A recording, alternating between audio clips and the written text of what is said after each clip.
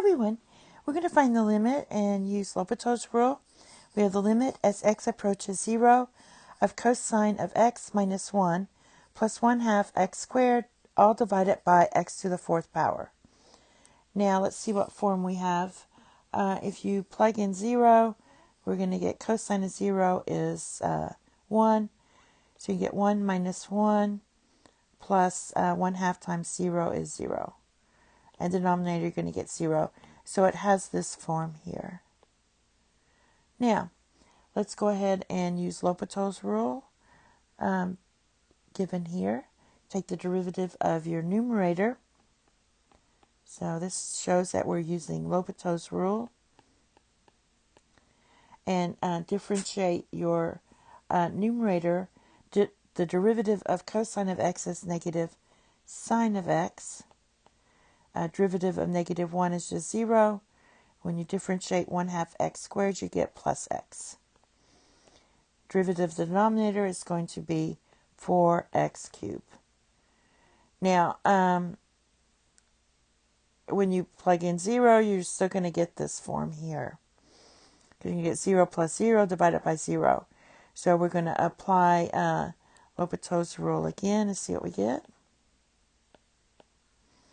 The limit as x approaches 0. So now let's take the derivative of the numerator. That's going to be negative cosine of x plus 1. Derivative of the denominator is going to be 12x squared. Cosine of 0 is 1, so you have negative 1 plus 1 divided by 0 again. So we still have this indeterminate form. So let's apply L'Hopital's rule again.